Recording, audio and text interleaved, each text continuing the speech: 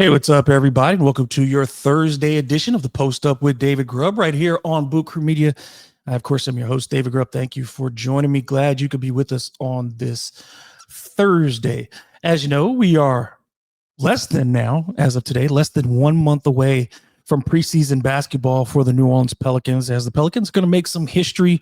It was announced way back in, I think, March that the Pelicans would be heading overseas to start the preseason with a pair of games in Australia against a couple of NBL teams. That's the Australian National Basketball League.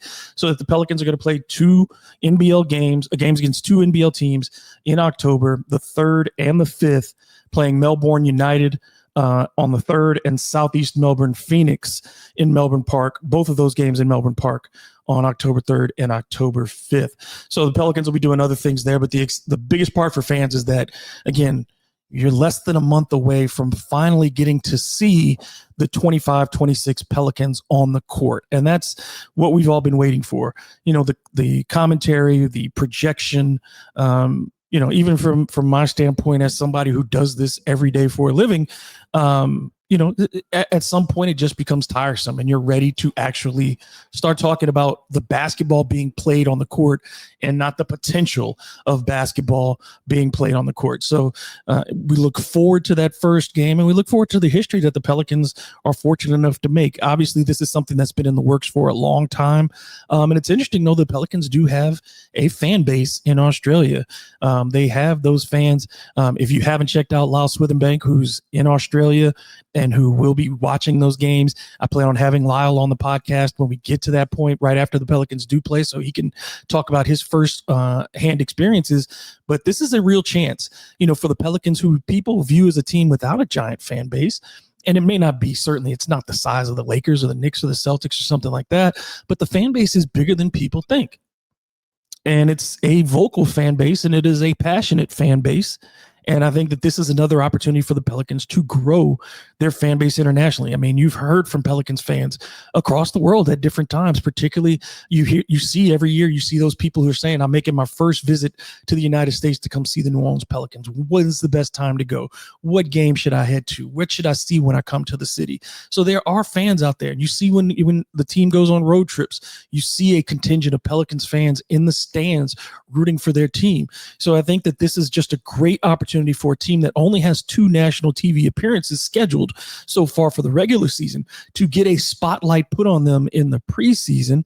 And I think that the Pelicans will put on as much of a full show as possible in those 2 games. If you remember, and it's something that the NBA no longer does, but there used to be something called the McDonald's Open Championship, which took place typically in France, where the United States would send the previous year's champion overseas. The NBA would send the previous year's champion overseas to play against some of the best teams in Europe in some exhibition games to the start of the season. The NBA champ never lost in those games.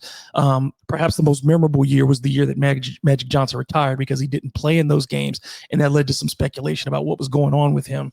And eventually when they came back, there was the revelation that Magic, of course, was HIV positive. But this was a really popular series for a number of years. The Celtics, the Lakers, the Bulls, the Pistons all played in these games, and it was a spotlight opportunity for the superstars to put on a show in front of an international audience. And for the Pelicans, who do not have a lot of players who have shined, who've had the opportunity to shine on an international stage in front of that kind of competition, even though, yes, you would view an NBA team as higher quality than this, but it's important to expand your world base. And so when you get the opportunity to put a Zion Williamson, Trey Murphy, Jordan Poole, for those who didn't think that I pronounced his name last time, Poole, for Jordan Poole and for Herb Jones and for Yves Missi and all these guys to get an opportunity to go overseas and really showcase their talents as they head into this year, how healthy they are. Fans are going to be paying a lot of close attention and are going to have a rightful opportunity to be excited. One of the questions that I got between last show and this one was talking about how the Pelicans are going to score this season, and how do they make up for points of players gone, and can they match the offensive firepower that they had 2 seasons ago when they won 49 games, and that team was the best offensive team of the Willie Green era, ranked in the top 12 offensively in offensive rating that year, ranked in the top 11 in points scored that season as well. 11th in offensive rating, and in points scored, 13th total in points scored at 115.1 points per game. So last season, that total dropped down to 109.8. So a significant drop off for the Pelicans, who were 26th in the NBA in offensive rating. So when we think about this season and who potentially could be those players, and how they step up and what the Pelicans offense may look like, let's go to the chart. All right. As you look at this, the 23-24 team, that 49-win team, what I did there is I listed the top 8 players in the rotation based on their scoring averages. Again, this is not a perfect measurement because these are on per game averages, and these players didn't all play the same amount of games together. So it's not a perfect comparison, but this is to give you an idea of the kind of production that you got from the major players in that season. So Zion Williamson led the way at 23 points per game, Brandon Ingram right behind at 21 points per game, CJ McCollum at 20, Trey Murphy at 15, Jonas at 12, Herb at 11, Jordan Hawkins at 8, and Jose Alvarado at 7. So those are your top 8 scores by average in the 23-24 season. For the 24-25 stats, I took last year's per game averages, except for Saddiq Bey, who did not play last season. So I put in his career averages there, which, yes, we'll change it a little bit. But for these purposes, it doesn't really, it's not really a problem. So what we look at is Zion Williamson at 25 points, Trey Murphy at 21 points, Jordan Poole at 21 points, Herbert Jones 10, Yves Missi 9, Kevon Looney 4.5, Saddiq Bey 14, Jose Alvarado 10. And that gives you a total of 114.6, which is about 2 points, which is 2 points fewer than what the Pelicans' top 8 average in 23-24. So where are the opportunities for the Pelicans to pick up points this season? I think we could all agree that right around 25 points makes sense for Zion Williamson. That's where he's been in his career, is just under 26 points per game, 25.7. So if we add another point to Zion, for Trey Murphy at 21.2, I think he can get, you add another 2 points, I think, to Trey Murphy, again, getting more minutes this season, more opportunities and more shots being available. If you increase him by 2 points, Jordan Poole, you add a couple of buckets for him, possibly to that list, because again, last season limited to 30 minutes per night. He'll probably play 36 to 38 minutes on a nightly basis for the Pelicans this season. So you would expect his scoring average to go up slightly. Herb Jones doesn't need to be at 15 points to match what Trey Murphy did as the 4th leading scorer in 23-24. I think if Herb stays around 12 points per game, which is in line with the growth that he had in his career, he's 11 points in 2023-24. I think Herb can match or exceed that, and that will be fine for the Pelicans. But here's where you have to get some of this growth is on the bench, because Jose Alvarado's number is not going to be 10.3 this season. He's not going to get the starting opportunities unless there's injury. So those 10 points, you have to also kind of decrease that and think about where do the other guards in this rotation, where do their points come from? For Saddiq Bey, I don't think you're expecting 14 points per game from him, because he won't be getting the starting opportunities that he got in the previous parts of his career. So you could bring that probably below 10, I would imagine, for this season. It'd be somewhere around 8 points, and that would be a solid year for him if you can get 8 to 10 points from him, but not 14. I think that's above expectations. Kevon Looney, I don't think you're going to get much more than 5 points per game for Kevon Looney. The big person out of this group, and I think, there are other players on the bench who will have an opportunity. But again, when you talk about the top 8, these are likely the players who are going to get the most minutes for the New Orleans Pelicans. I mean, when you look at this, who's going to jump past this 8 based on what you know about this roster, if everybody's healthy? Certainly, obviously, when DeJounte Murray, if and when he plays again for the Pelicans, he changes this rotation and pushes probably Jose Alvarado off this list. But this is going to be your top 8 most likely during the early part of the season if all things are equal. So when you look at that, Jose Alvarado, the number is not as important as what is his field goal percentage going to be this season. Can he maintain the type of shooting that he had at the early part of last year and in the 23-24 season? For Kevon Looney, it's more important for him to up that rebounding number than it is to increase his scoring. For Yves Missi, that's where you want to see some improvement. If Yves Missi can match the production that Jonas Valanciunas gave you points-wise, increasing that from 3 points, adding maybe another rebound or two, certainly to get to a double-double. If he can give you a double-double every night, that's a major improvement for the Pelicans in the front court. If you can count on 12 points, 10 rebounds out of Yves Missi and get another 6 to 8 points out of Kevon Looney and 6 to 8 rebounds out of Kevon Looney, then what you have is a very solid center position for the Pelicans. Saddiq Bey is your largest question mark amongst those four, because after the year off, you don't know what he's going to give you as far as production goes. But I think when you look at Zion, Trey, and Jordan Poole as your top three scorers, matching the production of what you got out of Zion, Brandon, and CJ seems very doable. It seems something that the Pelicans should be able to accomplish with relative ease. So I think the big part for the Pelicans, as you look at those things, and these are all courtesy of basketballreference.com, and they do have per 36 minutes projections for every player on the roster for next season. And those aren't, per 36 is if everybody's equalized in minutes that way.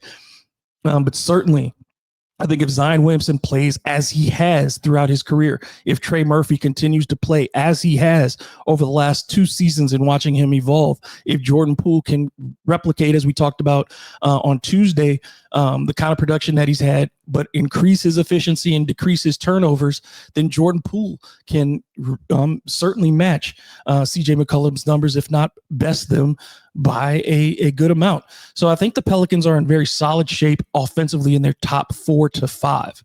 The question is going to be in these other players, that bottom 4 in particular, Missi, Looney, Saddiq Bey, and Jose Alvarado, who will get the lion's share of those minutes. If they are performing at the level that they should be, the Pelicans offense, I think, should contend at the very least with that offense from 23-24. Again, that was 12th. That was 12th in the league in offensive efficiency and 11th in points. So when you look at that group again, 13th in points, 11th in rating. So we've talked about where you want to be. I think if you end up in that 11 to 15 range, I think that justifies, again, the projection that the Pelicans win somewhere between 36 and 43 games. We've talked about that drop off. Top 5 in offensive efficiency, around 58 wins. 5 through 10, around 47 wins. And then you start to get a significant drop off in wins for the teams averaging 11 to 15, in groups 11 to 15 and 15 to 20. So by the time you get to 15, just about every winning team in the league is going to be above 15 in offensive rating. That's where the Pelicans need to be. And this group, the group that they have this season, I think is more than capable of becoming a top 15 offense. The bigger challenge for them will be not point production, but defensive production. And I think offense certainly can help you in your defensive production. If you're making shots, you're not taking the ball out of the basket constantly. If you're making shots, and the opponent is not getting the chance to run off of misses, that will improve your defense. And then if it helps the Pelicans, then I think by extension, the offense continues to improve. It is a cycle of improvement.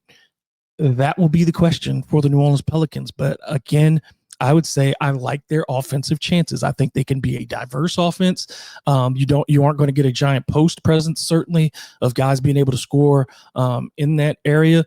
You're going to be relying on passing and offensive rebounds to get your interior points. You can't really throw it into a guy like you could with Jonas Valanciunas.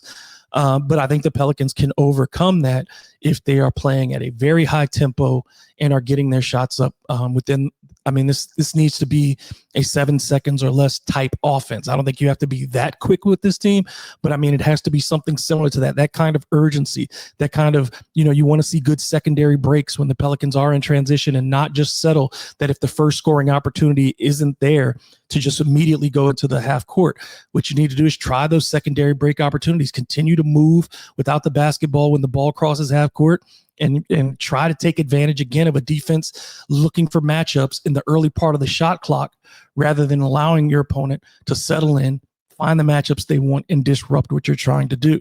So if the Pelicans can be that kind of aggressive team from start to finish for all 48 minutes and not have a letdown over the course of the game, not settle into the bad habits of dribbling the air out of the basketball, then I think, again, I'll say it one last time, this can be a very, very effective offensive squad that should put a lot of pressure on opposing defenses from night to night. And that is going to be the thing that defines the Pelican season, how their offense plays, because I don't think, again, this is going to be one of the best defensive teams in the NBA. I think they can compete because it's mindset, but talent-wise on that end, it's going to be a struggle. When we talk about the arena, the Smoothie King Center, there have been some talks about, renovating it and certainly improving it. And also the conversation has to exist about what about replacing the arena, because there are limitations about the current location. You cannot add parking, those types of things. You cannot add a practice facility to the current arena without doing some major overhauls to that street and that area. So those things are a challenge for the Pelicans. But when you talk about from a fan's perspective and then the experience of going to the arena, I think one of the things that should concern fans is that you saw that there was a change over at the Superdome as far as the vendor goes to operate the food services at the Superdome. So Sodexo is out. Sodexo has been established in New Orleans for over a quarter century as the food service provider, but they're gone now. And the organization that took it over, Legends Hospitality, today there was an article in the Times-Picayune about the negative feedback that the first weekend received at the Superdome, the first preseason game from those services. The Jacksonville Jaguar game really got there to be a lot of negative feedback concerning the premium suites, the food there, slow service, disappointing food quality. It was so bad. It was so bad that the company had to issue an apology about not meeting expectations or reaching the standards that they've set for their company. And it's fine and dandy that you sent this notice out and said you could do better. Cool. But when people talk about the food not being good, that has been a consistent issue. Even under Sodexo, it has been a consistent issue. And I think it's embarrassing for the city of New Orleans, the food capital of it, at the very least of this country, if not the world, that there is not a signature dish at any arena. You go to Los Angeles, they're talking about the Dodger dogs. You go to Arizona, they got a hot dog. You got nachos in certain places that are famous. You got giant this and giant that, and certain dishes that are specific to a lot of stadiums that have become signature items. And there's nothing for a city that has so many items that you could choose from. When you look at what goes on at the Jazz Fest, when you have, or a French Quarter Fest, when you're just walking up and down those streets and seeing how many types of vendors there are and restaurants and small.